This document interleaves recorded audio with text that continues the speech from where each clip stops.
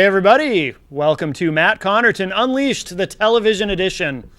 New and improved, now with 0 calories. So that's exciting. We should all be more health conscious these days. So welcome to the show. Wonderful to have you with me.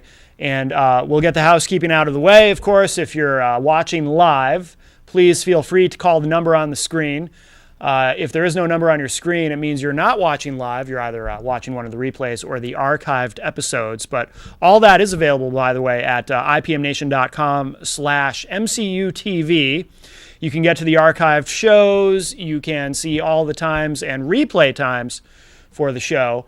Also, too, you can click over to the radio edition of the show if you want to see when you can hear that. And that streams Thursday nights live at 9 p.m. Eastern on the Dr. Kevin Radio Network at dkrn.net. Also at ipmnation.com, we have the fancy chat room. So if you're too shy to call and you just want to say something in the chat, you can. There's also a phone number there that you can text us if you're watching live, only if you're watching live. And, of course, don't forget Facebook. I monitor that during the show, the Matt Connarton Unleashed Facebook page. Please like that if you haven't done so already. And, of course, don't forget Twitter. You can get at me at Twitter at IPMNation is my Twitter handle. So there are all sorts of ways you can communicate with me. And my opening topic today is I'm going to be discussing something very sensitive and very polarizing, and I will not be surprised if I get calls and Facebook messages and chat room activity and so forth. And I'll probably have people angry with me.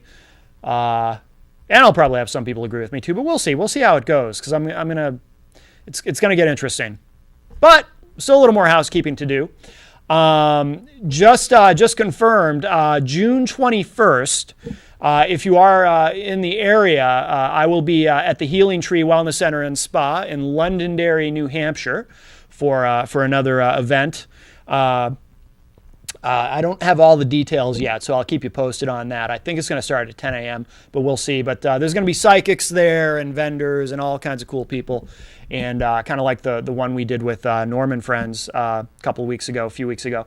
And but, be a little bit of a different assortment of people. This is one that, Patty Pingree and her partners will be putting on themselves at the Healing Tree. For those of you who don't know, I work there. I'm the hypnotherapist there, because when I'm not coming unleashed, I can be very soothing and relaxing, and I can help you through hypnosis. So if you're in the area, I'd love to see you. Again, that is June 21st at the Healing Tree Wellness Center and Spa in Londonderry, New Hampshire, and we'll have that up later today at ipmnation.com/events, so you can find all the details there. So, like I always say, if you're in the area, I'd love to see you, and if you're not, it's worth the drive. So, because we know we have a lot of people who watch this online at various other places. So I wanted to mention that, and I also wanted to mention, and this will lead into the big topic. I actually have 2 big topics I really want to try to get to today.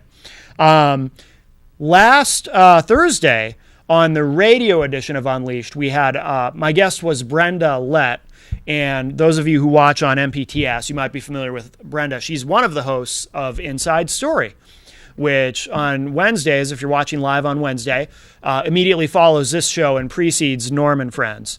They have a rotating thing. Brenda hosts once a month, and they have some other folks who come in and host as well. So, but we had her on the radio edition Thursday night of last week to discuss institutional racism. And it was good to have her on. We'd been talking back and forth about getting her on for a while. So if you missed it and you want to hear that conversation, you can. We do have it up and available for streaming and or download at ipmnation.com/MCU live. So you'll see in the under the featured interviews section, you'll see Brenda's name there. And even if you did hear the show already on the Dr. Kevin Radio Network, I would suggest going and getting the logging on to ipmnation.com for the MP3 version, because there is some additional content there that did not go out on the air. What I did was we actually just continued the conversation during the commercial breaks. We didn't stop. It was too important an issue. And frankly, I just didn't feel like interrupting her. She had a lot to say, and so did I, frankly. And so you can get, if you go to ipmnation.com/MCU Live, you can get the full, uninterrupted, unedited version of that discussion on institutional racism and racism in the bigger picture, which I'm going to focus on in a minute, right on ipmnation.com. So that kind of leads us into our first topic. I want to talk about racism a little bit, or maybe a lot. And again, I won't be surprised if I get calls.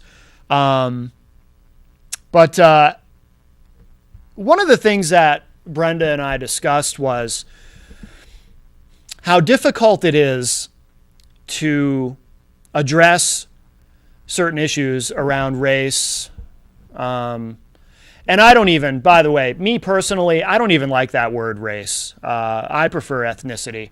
When people start talking about race, I almost start feeling like I'm trapped in an episode of Star Trek, where you've got the Klingon race and the Romulan race and the Vulcan race and the human race, of course. And, to me, we're all just people. Yes, some of us are from different parts of the world. And yes, some of us are genetically assigned more skin pigmentation than others. But, we all bleed red. You know what I mean? We're all people. That's how I see it. That's why I cringe whenever I hear anyone say, well, I think we're all just a little bit racist. It's like, no. If that makes you feel better about your own prejudices to think that, then whatever. But no, we're not. Or the other thing I hear people say, too, is that I really hate is when I hear someone say, oh, I'm not racist. I hate everybody.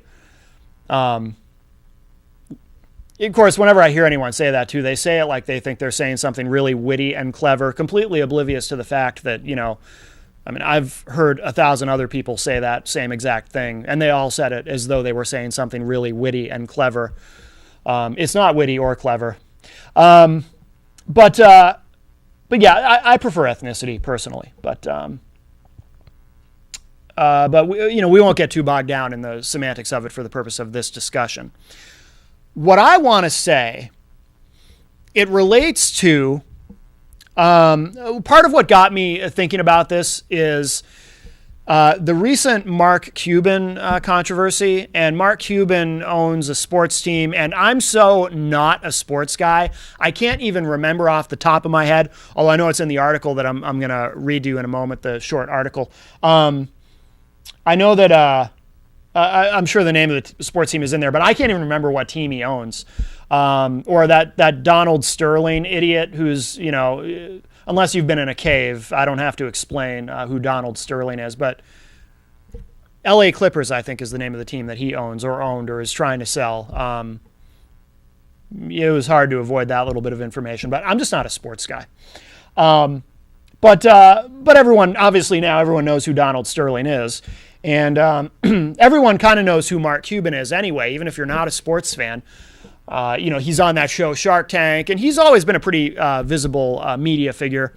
I remember several years ago he guest hosted an episode of Monday Night Raw. Wrestling fans might remember that. They actually put him through a table at the end of the show. So I've always been aware of Mark Cuban. Interesting guy. He made some comments recently, and let me read this to you quickly. Oh, Dallas Mavericks. That's the name of the team that he owns. See, I don't even know. You know why I've never appreciated sports, I think? It's one of those things where I just don't like watching. I like to play sports. I enjoy athletic activity. It's the kind of thing where unless I'm actually involved in the process, it's just not interesting to me. It's like just watching other people have fun. So, anyway, there's I'm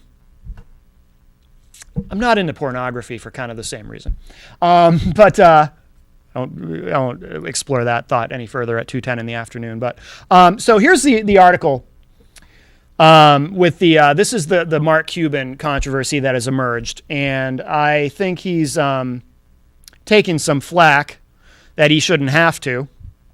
And I'll explain why, but let me read this to you quickly, very short. Steve Almasi wrote this. This is from CNN.com. Mark Cuban is known for making pointed statements. Usually they are directed at the NBA brass or referees or contestants on the TV show Shark Tank. On Wednesday, bear in mind, this is from a couple of weeks ago. On Wednesday, he made a few remarks about bigotry that, in light of the Donald Sterling scandal, caused a bit of an uproar.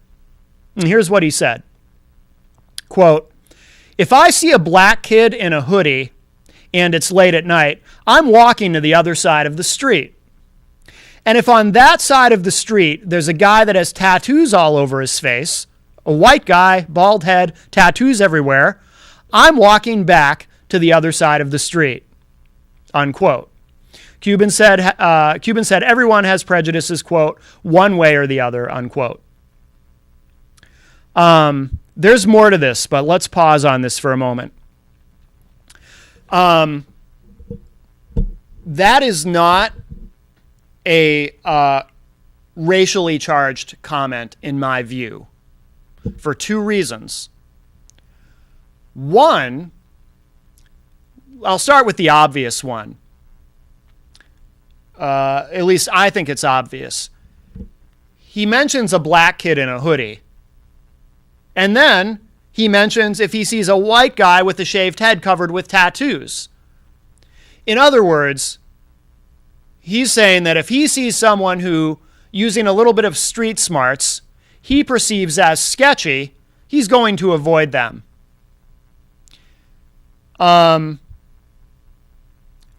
Throwing in the white guy with the bald head and the tattoos everywhere, that to me, to my way of thinking, inoculates him, or should have, from people saying, oh, Mark Cuban made a racist comment.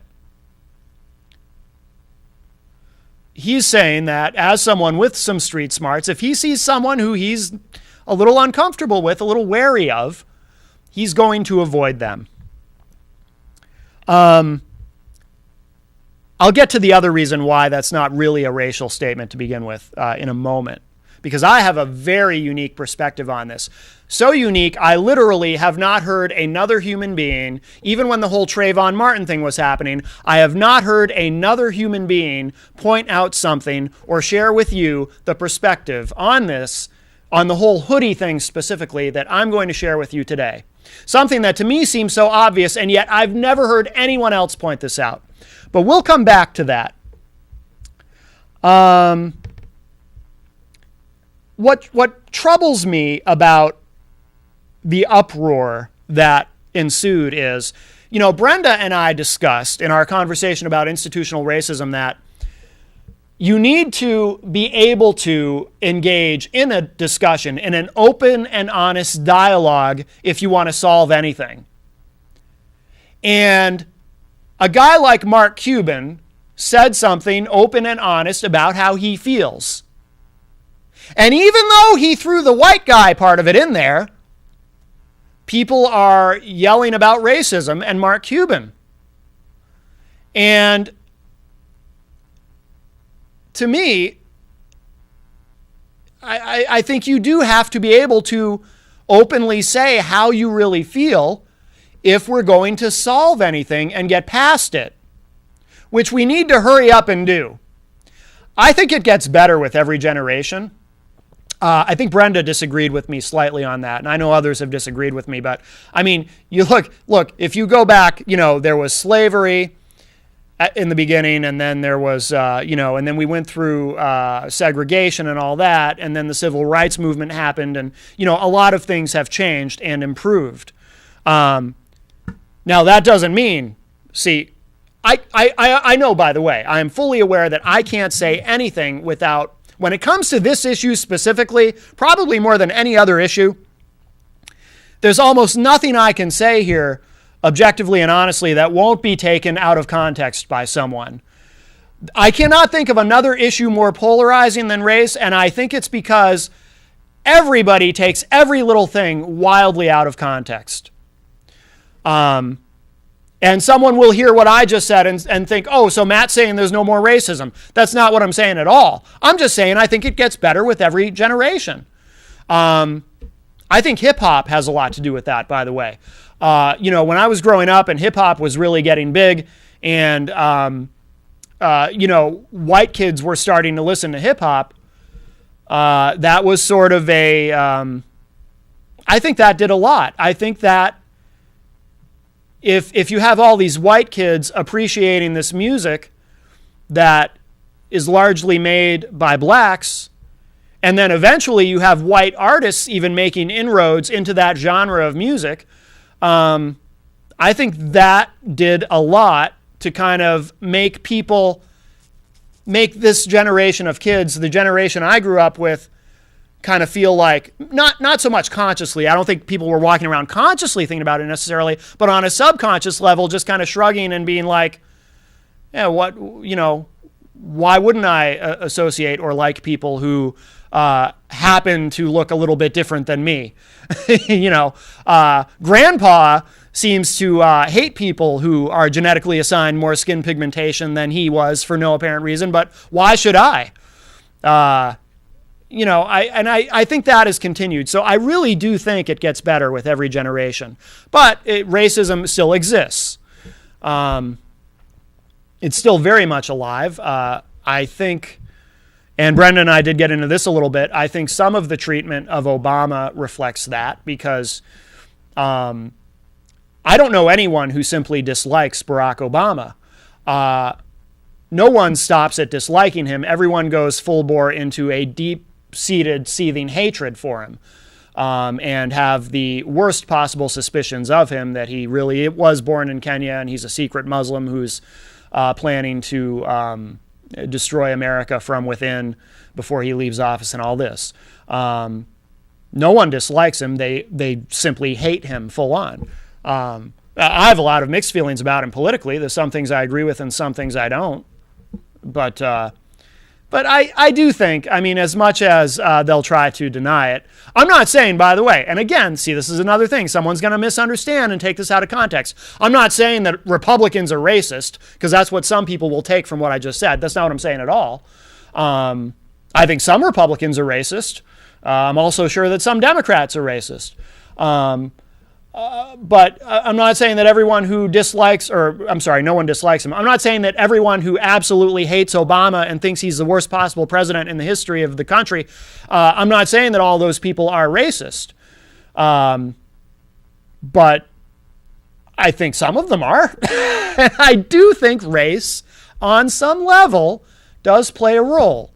I don't think it's all of it. A lot of Republicans hate Hillary Clinton.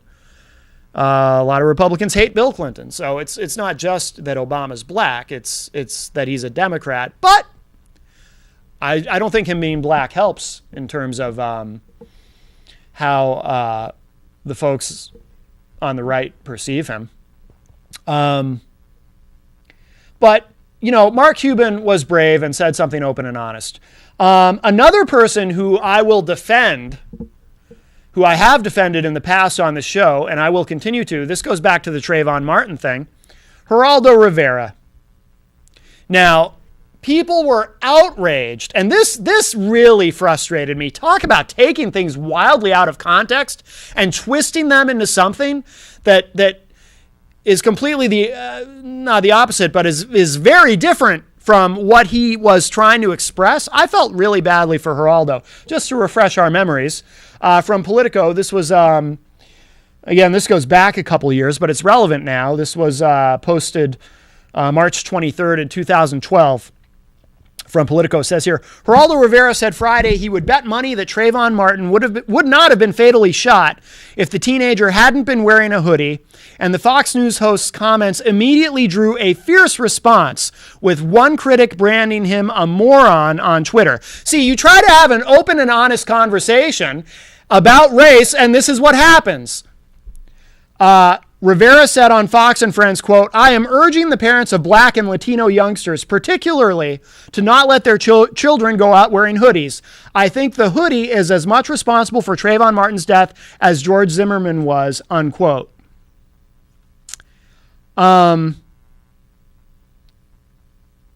Here's what I wish Geraldo had said.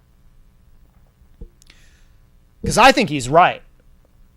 But here's what I wish he had said. I wish he had left out the part about Black and Latino youngsters and just said youngsters wearing hoodies. And here's why I think that. And this is the unique perspective that I bring on this, and it has something to do with my background. This is something, all throughout the whole Trayvon Martin thing, I kept waiting for someone to point this out, to bring this up, and no one ever did that I know of. I'm sure somebody somewhere did. I can't be the only one who this occurred to, the only person in the entire country who thought of this. White kids wear hoodies too. And white kids also look sketchy wearing hoodies. It really is about the hoodie. Because what does a hoodie do? It helps hide your face. That's why, as Geraldo, when he was defending himself, pointed out, you look at, for example, someone committing a robbery of a convenience store you see the video footage of it from the security cam, and they're wearing a hoodie. Why are they wearing a hoodie? Because it kind of hides you a little bit. Doesn't completely cover your face. You can still see. Someone can still see you if they're looking at you straight ahead, but a little bit from the side, you can't really see them. Now here's why I have a unique perspective on this. Up until last year, I used to have a job, a management position at a store that sold music, CDs, and also movies. We sold DVDs and Blu-ray there. I won't say the name of the company. I don't work there anymore, so in theory it doesn't really matter, but I'm not going to, I'll leave that out of it. I'm not going to tell you the name of the store, the chain that I worked for, nor will I reveal what city. If you know me or know much about me, you might already know this, but we'll leave that out of it. But it was a store where we had a lot of teenagers coming in on a daily basis, teenagers and people in their early 20s. Actually, people of all ages, but the age group of people that wear hoodies, we would see a lot of. So we had a lot of hoodies coming in and out of that store on a daily basis. And the one other thing I will tell you is that the store is in a city in New Hampshire. And again, I know we have people who watch us online from other parts of the country, but New Hampshire is a very white place. Not as white as it used to be. We have more ethnic diversity than we used to have, which I think is great. But it is still a predominantly white state. Not as white as, Vermont next door, which I think is actually statistically the whitest state in the country. But New Hampshire is a very white place. So the store that I worked at, we would have a lot of people coming in wearing hoodies. Now, most of these kids coming in wearing hoodies, they were white kids. Would we have the occasional black kid coming in wearing a hoodie? Sure. This isn't a completely white state, but predominantly the majority of the kids coming in wearing their hoodies were white. And what would happen? What did I and the other people who work there do when we saw someone coming in wearing a hoodie? We would watch them. We perceived them as sketchy. We perceived them as potential shoplifters. So we would keep an eye on them. I had when I was the assistant manager there, the store manager at the time, who he eventually ended up leaving, but we had a conversation one day where, this kid comes in, white kid, comes in by himself, wearing a hoodie. He's got the hoodie up.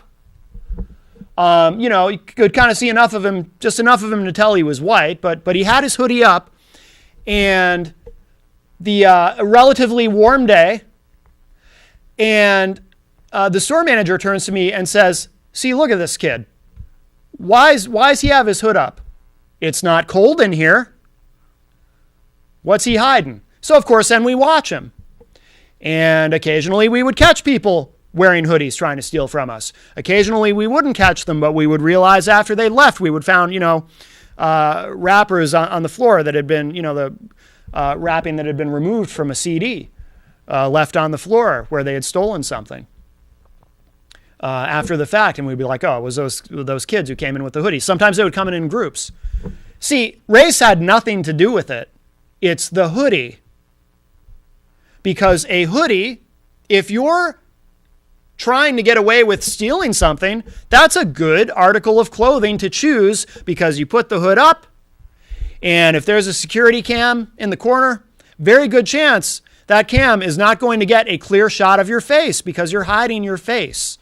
I mean, again, your face isn't completely covered, but if someone's trying to look at you from an angle and can't see you directly head on, they're not going to be able to get a clear picture of who you are and what you look like. And it just really frustrated me, and it still frustrates me that just that word hoodie now has become this this symbol of, if you criticize hoodies, if you say anything about hoodies, you're saying something racist. It's not a race thing. And here's what's funny. I hadn't even planned on opening with this on the show today because I have two big topics I wanted to get to. I was actually going to do the other topic first and then cover this in the second half of the show.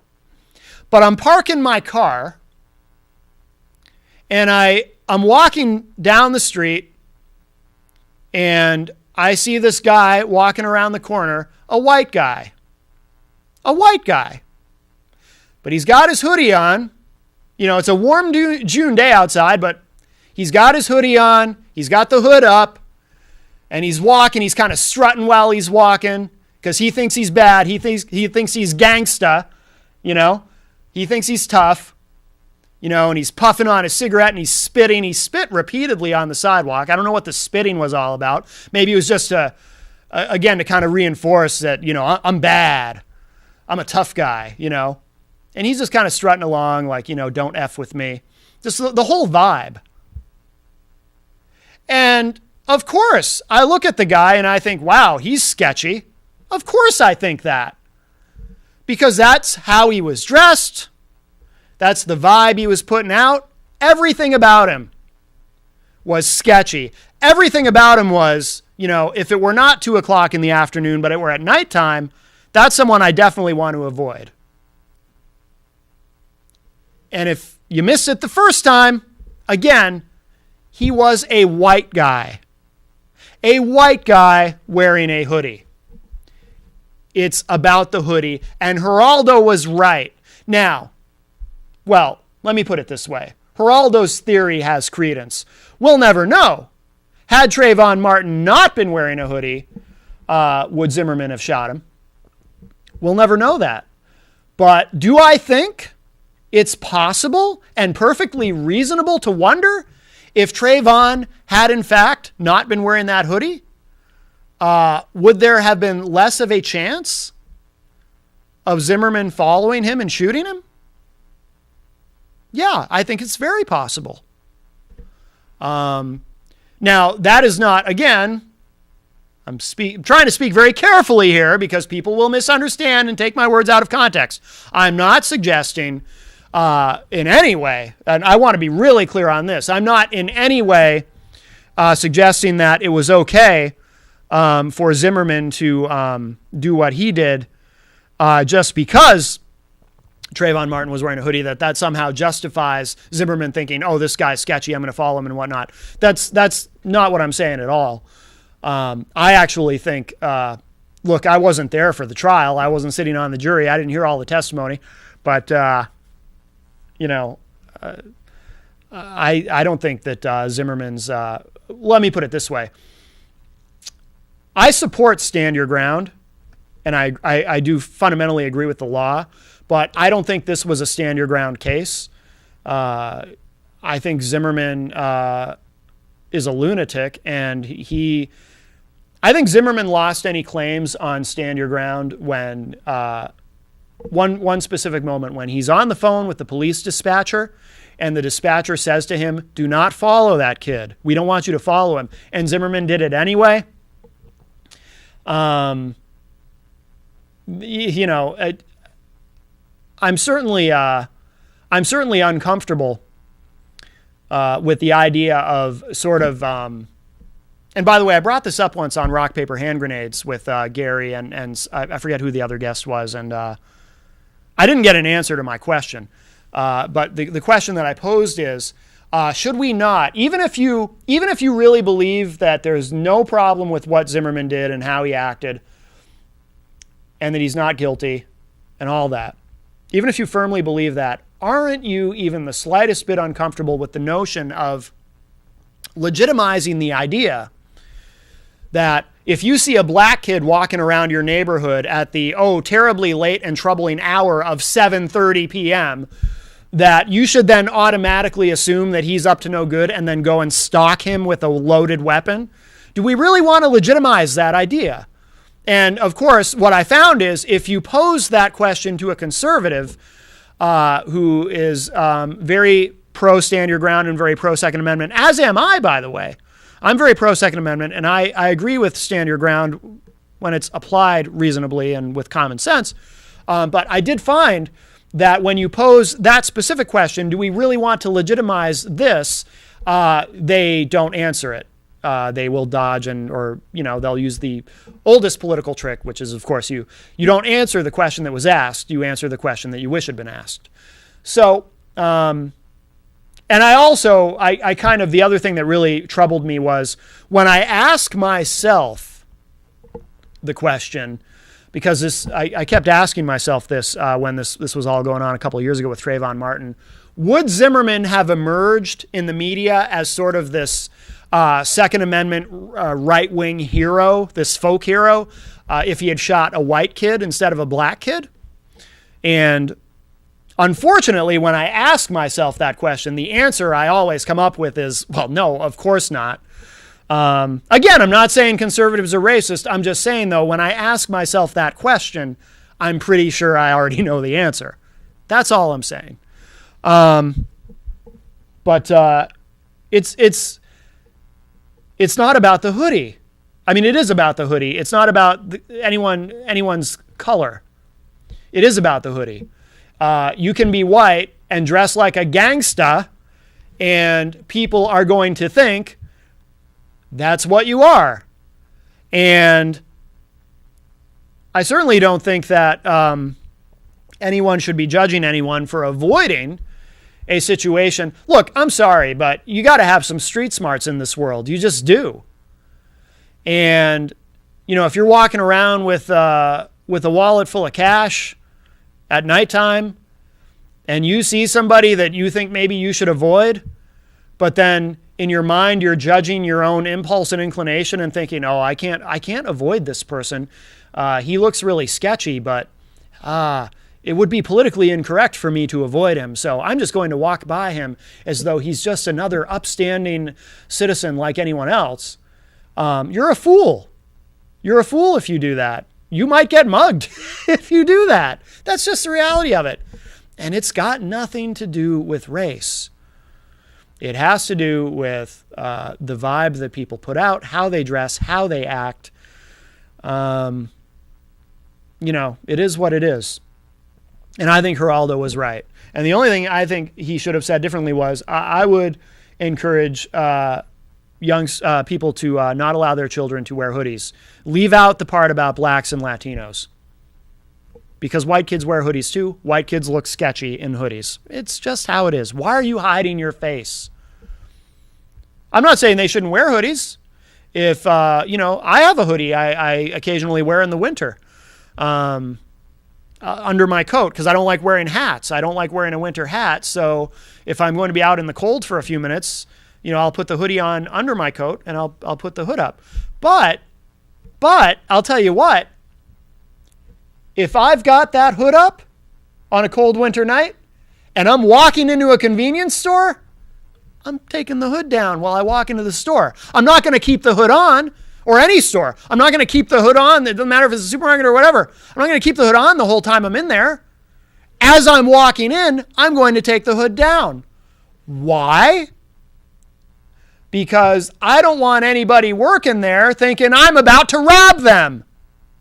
It's just common sense. It's like when you walk into a bank.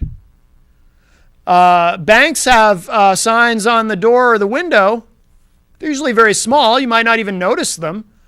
But they usually have something that says, please remove your sunglasses and hoods if you're wearing a hood while you're in the bank. It's common sense, right? Otherwise, they're worried. Well, why are you trying to hide yourself? Why are you trying to cover your identity? Are you going to rob us? Are you here to shoot someone? That's just how it works. So let me just we'll quickly go through the rest of this Geraldo article. So Trayvon Martin, an African American teenager from Florida, was shot and killed by George Zimmerman. Blah blah blah. I want to skip down to the rest of Geraldo's comments.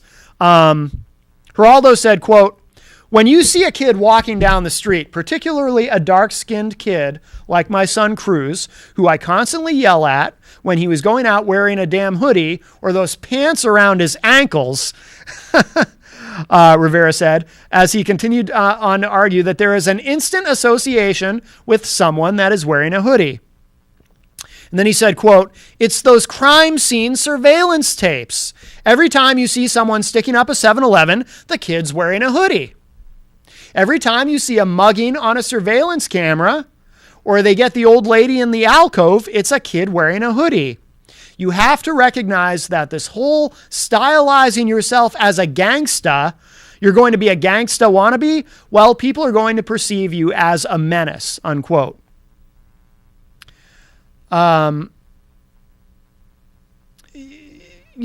It's, and then all the outrage around it, it's as though everyone kind of forgot for a moment when looking at Geraldo's comments that white kids wear hoodies too, and that white kids like to participate in hip hop culture too. And, Geraldo even said in this comment, he said, "When you see a kid walking down the street, particularly a dark-skinned kid." So he wasn't excluding, he was saying particularly a dark-skinned kid, but he was not excluding white kids. So, so that gets it out. That was the Geraldo part of it. And like I said, I used to work in a store where we had white kids coming in wearing hoodies, and we would keep an eye on the white kids wearing hoodies. Because they would often try to steal from us. White kids wearing hoodies. I'm just seeing if there's anything else. I guess there's really, see. All right, we'll revisit the Mark Cuban article here because there is a little bit more that I want to address here. And again, it frustrates me that we can't have an open and honest dialogue about anything. The Mavericks owner issued a 5-part tweet Thursday afternoon in which he apologized to Trayvon Martin's parents for the hoodie reference, but stood by the context of his answers and called for more tolerance. Cuban wrote, quote, "I think that helping people improve their lives, helping people engage with people they may fear or may not understand, and helping people realize that while we all have our own prejudices and bigotries, we have to learn that it's an issue that we have to control, that it's part of my responsibility as an entrepreneur to try to resolve it," unquote. CNN commentator and ESPN senior writer LZ Granderson said he thought Cuban was trying to have a nuanced conversation, but didn't do it very well. See, I don't agree with that. Of course he was trying to have a nuanced conversation. How much better could he have done it than throwing in the white guy with the shaved head and the tattoos part? That's a lot of nuance there. Granderson said he was disturbed that Cuban equated the hoodie stereotype, something he said has led to unjust treatment of African Americans and even killings, to the stereotype of the tattooed white man. Granderson said, quote, "One has history and the other doesn't, or the same sort of emotional response," unquote. Again, apparently Granderson isn't aware that white kids wear hoodies too, I guess.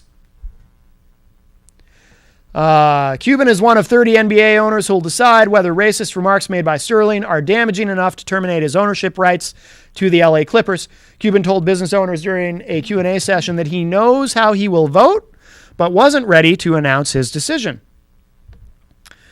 All right, there's a little more to that, but and then let me just see here.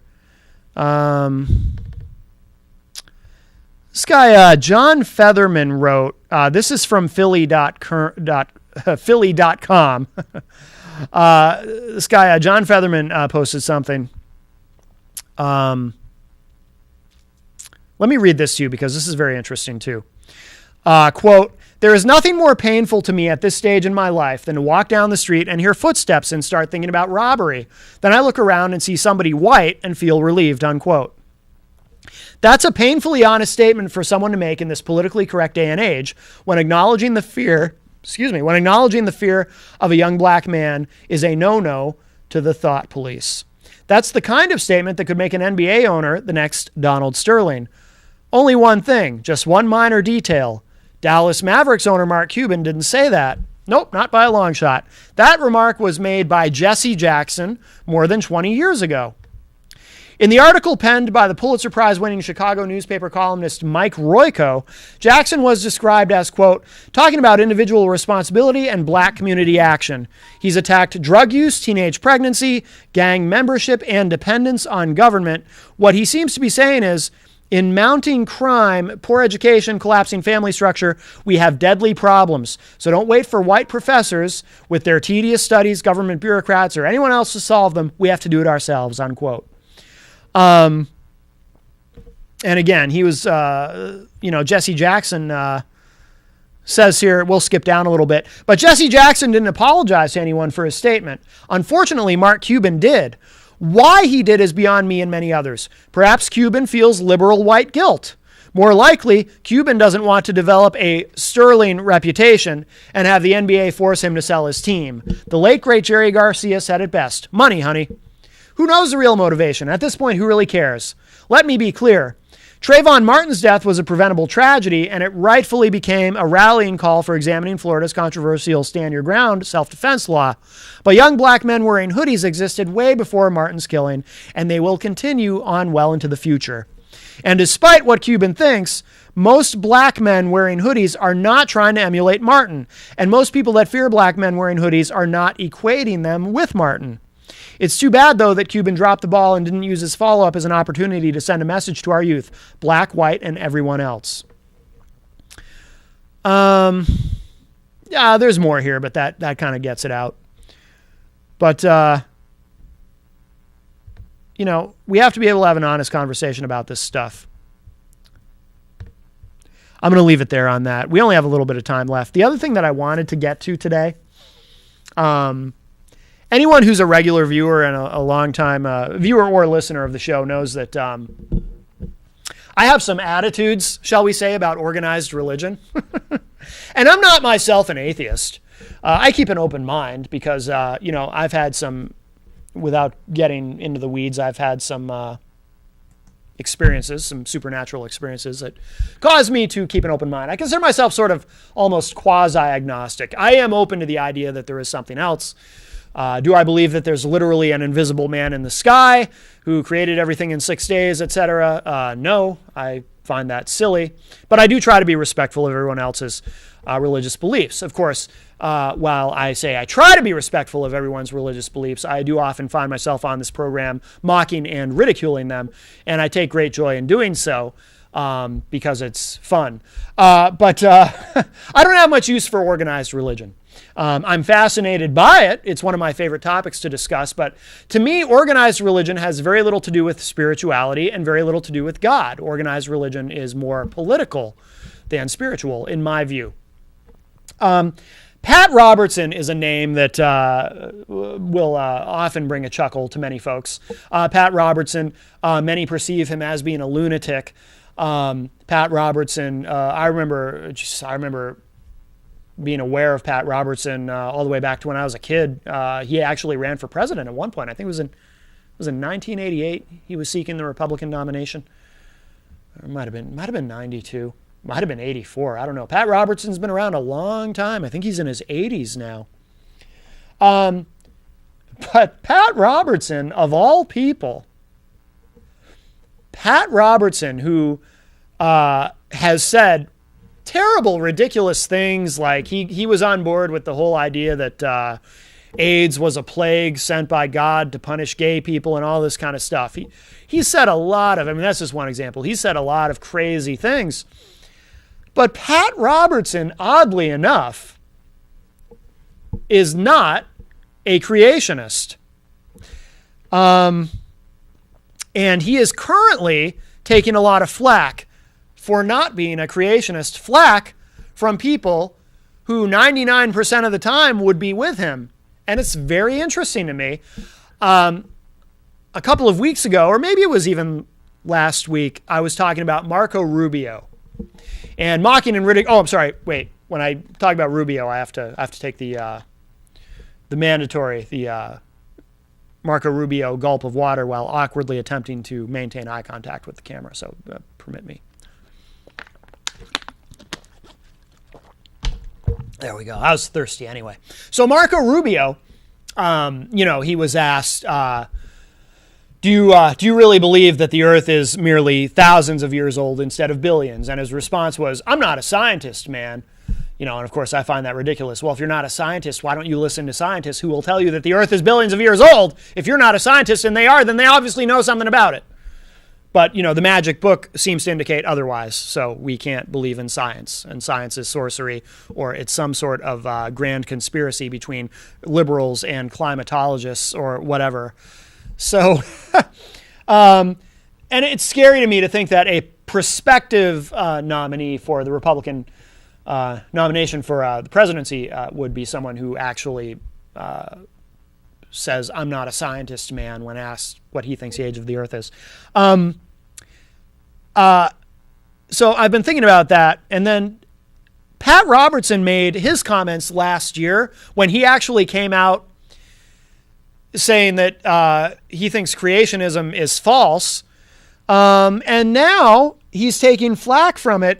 Some other right-wing Christians are really getting on him about it. And it's fascinating to me to see a guy like Pat Robertson, who is pretty much the last guy is in terms of conservative Christians who I would be expecting to come out and saying, look, I think the concept of creationism is ridiculous. I never thought I would be giving Pat Robertson credit for something. But I am. I mean, there's still plenty. He still says plenty of ridiculous things to ridicule him for, but I give him credit for this.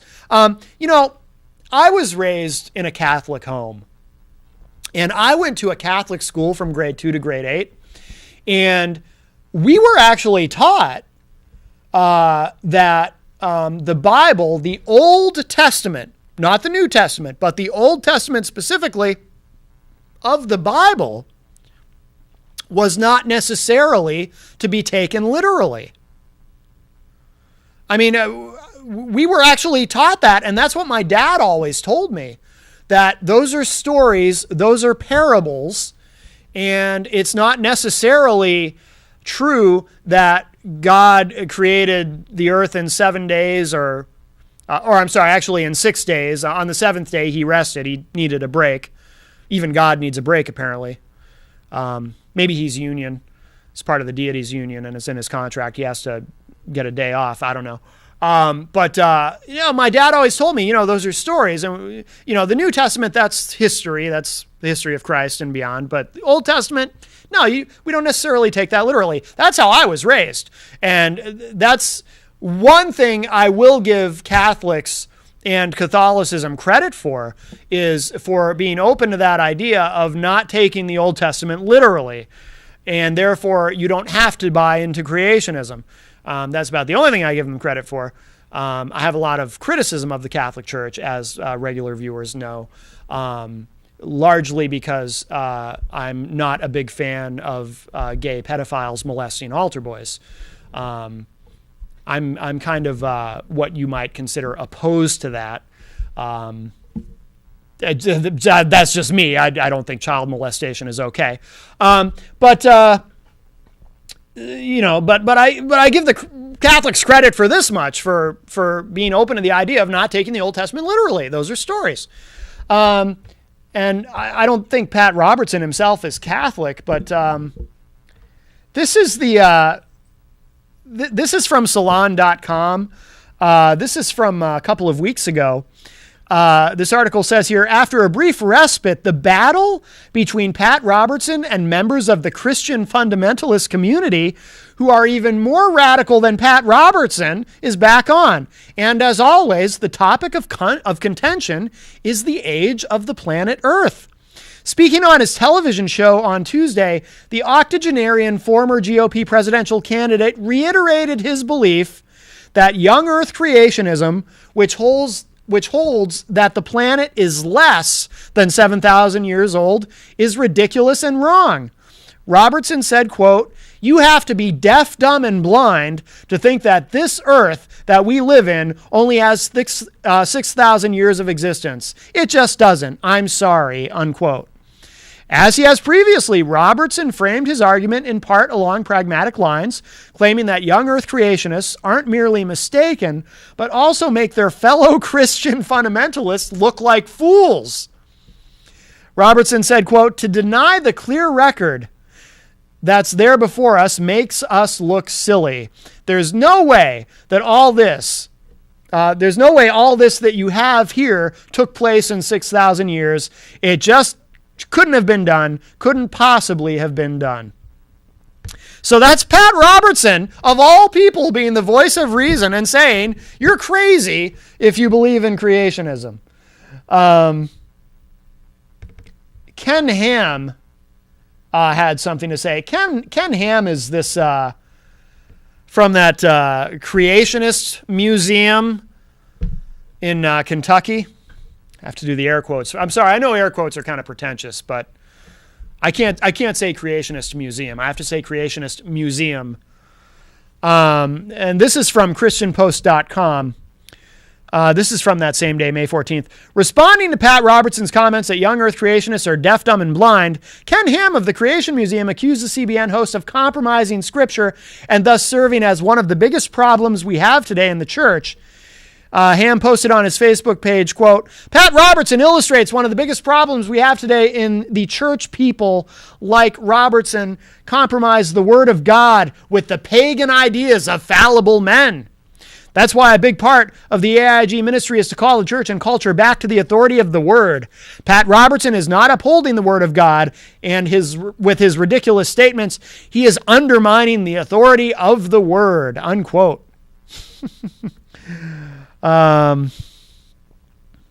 Robertson brought up evidence such as oil samples showing that the Earth is much older than young Earth creationist believes, and said, quote, "There's no way all of this..." Okay, well, you already heard that quote from the other article. Ham went on to write, quote, "This man uses his position on a major Christian TV program to help the atheists mock God's word. Really, Pat Robertson? You mean there is no way God, the infinite creator, could not have created the universe in 6 days just 6,000 years ago? God could have created everything in 6 seconds if he wanted to. And it's not a matter of what you think anyway. It's a matter of what God has clearly told us in his infallible word." And by the way, word is in all caps in the Facebook posting by Ken Ham. Interestingly, says here, Robertson and Ham have clashed on the same issue before on a number of occasions. Back in February, before the Creation Museum CEO's famous debate with evolutionist Bill Nye, the science guy, Robertson took aim at young Earth views, which led to Ham calling the televangelist misinformed and deceived. Ham wrote, quote, "So there was a Big Bang? So? That doesn't mean it came spontaneously. Nobody knows what caused it, the Big Bang. But I say God did it. God caused all of this. He is the author of all life. I don't believe in so-called evolution as non-theistic. I believe that God started it all and he's in charge of it all." Oh, I'm sorry. This is Robertson speaking. He said, quote, I don't believe in so-called evolution as non-theistic. I believe that God started it all and he is in control of it all. The fact that you have progressive evolution under his control, that doesn't hurt my faith at all, unquote. So in other words, you never hear the term anymore for some reason, but it sounds like Robertson essentially believes in intelligent design.